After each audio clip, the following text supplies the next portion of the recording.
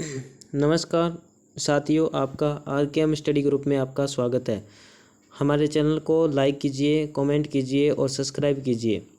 जिन साथियों ने हमारे चैनल को लाइक किया है, सब्सक्राइब किया है, उन सभी का तहे दिल से धन्यवाद। आज हम 10% साइंस के लेके आए हैं MCQ बेंच, और लास्ट के अंदर 2% होंगे जिनका उत्तर आपको कमेंट बॉक्स में जवाब के रूप में देना है। आज हम बात करते हैं प्रश्न नंबर 1, यानी छोटे बच्चे में दांतों की संख्या कितनी होती है। तो छोटे बच्चों में दांतों की संख्या कितनी होती है। देखो, वयस्क व्यक्ति होता है, उसमें दांतों की संख्या कितनी होती है, 32 होती है। वयस्क व्यक्ति में दांतों की संख्या कितनी होती है, 32 होती है।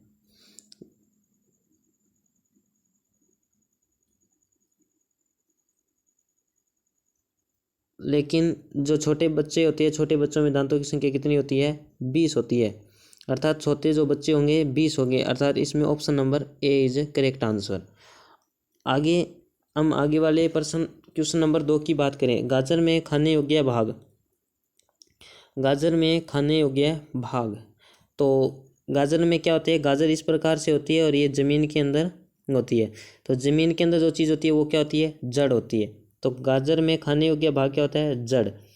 अर्थात इसका सी ऑप्शन इज राइट, यानी गाजर में खाने योग्य भाग जड़ होता है, सी।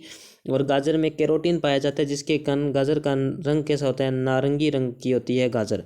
इसी कारण यदि ज़्यादा दिन यानी रोज़ाना हम लगभग एक माह तक क्या करें, गाजर का सेवन करें, तो आँखों पे जो नंबर चढ़े होते हैं चश्मा के वो डाउन हो जाते हैं, अर्थात आंखों से दिखाई देना प्रारंभ कर जाते हैं। आगे बात करते हैं क्वेश्चन नंबर 3 की। क्वेश्चन नंबर 3, आलू में खाने योग्य भाग। आलू में खाने योग्य भाग, तो जड़, तना या सी पत्ते, डी इसमें से कोई नहीं। तो आलू में क्या होता है खाने योग्य भाग, हम बात करें आलू में खाने योग्य भाग होता है तना, यानी option number B is correct answer, यानी आलू में खाने योग्य भाग होता है तना। अब बात करें सी, प्रश्न नंबर 4, यानी हल्दी में खाने योग्य भाग। हल्दी में खाने योग्य भाग क्या होता है, हल्दी के अंदर खाने योग्य भाग होता है ऑप्शन नंबर सी, यानी जड़। हल्दी में खाने योग्य भाग क्या होता है, जड़। जड़ होता है सी, यानी ज़्यादा दिन यदि हल्दी खाते हैं, यदि ज़्यादा मात्रा में यदि हल्दी का सेवन किया जाता है, तो हल्दी से आँखों का कलर और नाखूनों का जो कलर होता है वो कैसा हो जाता है, पीले कलर के हो जाते हैं। अब आगे वाला बात करते हैं आगे वाले प्रश्न की। प्रश्न नंबर 5, फूल गोभी में खाने योग्य भाग है। फूल गोभी, तो फूल गोभी में तना है, या बी ऑप्शन पत्ते हैं, या सी जड़ है, या डी इसमें से कोई नहीं।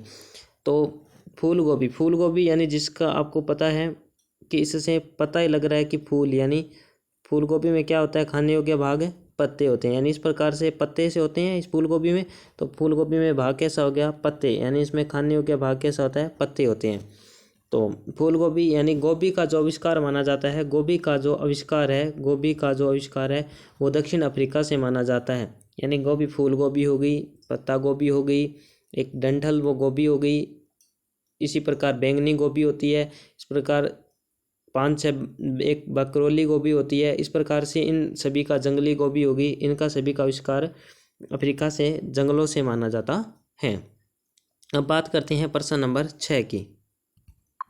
प्रश्न नंबर 6, निम्नलिखित में से शाकाहारी जंतु वो जंतु होते हैं जो क्या करते हैं, पौधों का सेवन करते हैं, अर्थात साग सब्जियां खाते हैं ना, अर्थात शाकाहारी कहलाते हैं। जैसे कुत्ता, बिल्ली और मनुष्य, ये तो तीनों किसके आगे, ये तीनों के तीनों किसके हैं, सर्वहारी के आगे। सर्वहारी अर्थात जो साग सब्जी और जंतुओं पर भी आश्रित रहते हैं वो कौन से हो गए, सर्वहारी होगी। लेकिन इसमें शाकाहारी पूछा है तो शाकाहारी क्या आएगा, गाय, यानी सी नंबर जो ऑप्शन है इज करेक्ट आंसर, अर्थात शाकाहारी जंतु गाय। इसी प्रकार हम प्रश्न नंबर 7, निम्नलिखित में से मांसाहारी पशु कौन सा है। अब इस बार इसने कौन सा पशु पूछ लिया, मांसाहारी पशु।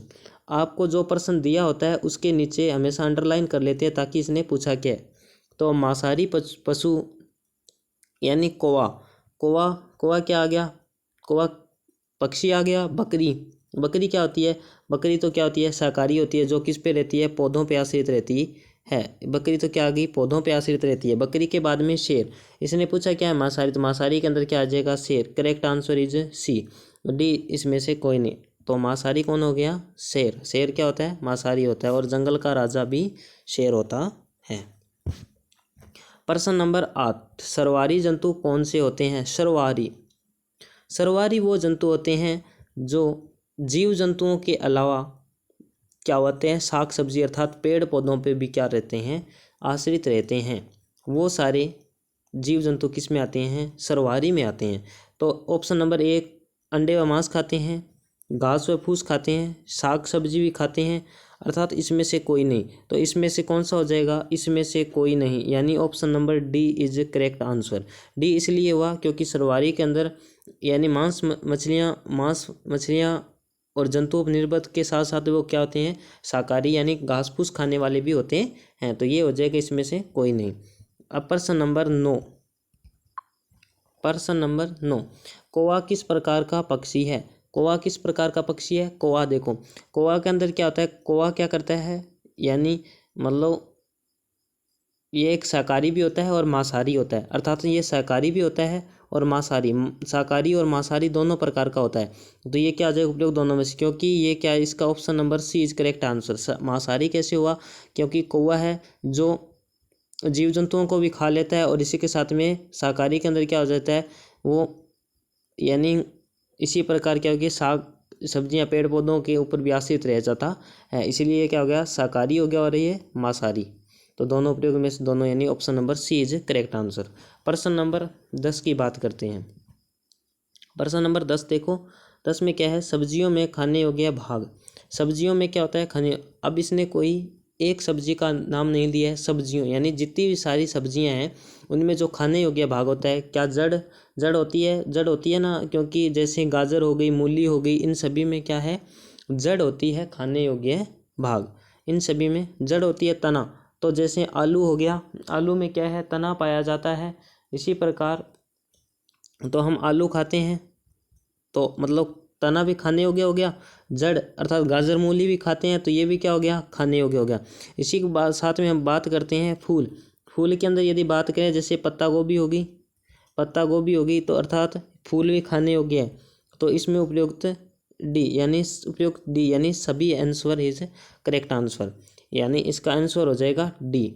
10वें प्रश्न का उत्तर आएगा डी, सब्जियों में। ठीक है, खाने योग्य भाग हो जाएगा, उपयुक्त सभी हैं, ये खाने योग्य भाग हैं। अब बात करते हैं हम, इसके अलावा ये थे हमारे 10 क्वेश्चन। यदि ये प्रश्न अच्छे लगे तो कमेंट में बताना, और हम इसके आगे कल नए एक MCQ बेंच लेके आएंगे। इसी प्रकार हम जीके का भी स्टार्ट करेंगे और साइंस का भी चलेगा। अब देखो, हमने 2 क्वेश्चन ऐसे लाए हैं, मगरमच्छ किस प्रकार का प्राणी है और लौंग का खाने योग्य भाग। ये दोनों प्रश्न हैं, आपको इन दोनों प्रश्नों के आंसर कमेंट बॉक्स में लिखना है। और जब साइंस की MCQ बेंच आएगा तो उसके अंदर इन दोनों क्वेश्चनों के उत्तर दिए जाएंगे और आप इसका मैच करना कि आपको इन दोनों प्रश्नों के उत्तर आते हैं कि नहीं आते। यानी ये 2 प्रश्नों के उत्तर आपको सोच के और हमारे कमेंट बॉक्स में इसको लिखना है। ये हमारे साइंस का MCQ बेंच था जिसमें हमने 10 प्रश्न और 2 प्रश्नों को हमने छोड़ दिया है, यानी आप पर, ताकि आप इसके आंसर देखें। तो हमारे चैनल को सब्सक्राइब कीजिए, लाइक कीजिए और कमेंट कीजिए। जय हिंद।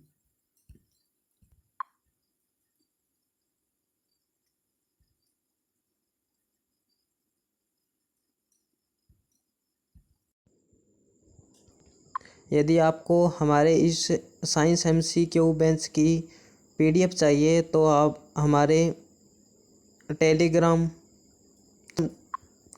चैनल को सब्सक्राइब कीजिए और उसके अंदर ये PDF आपको मिल जाएगी। और टेलीग्राम की जो लिंक है वो हमारे चैनल के डिस्क्रिप्शन में दी गई है। धन्यवाद।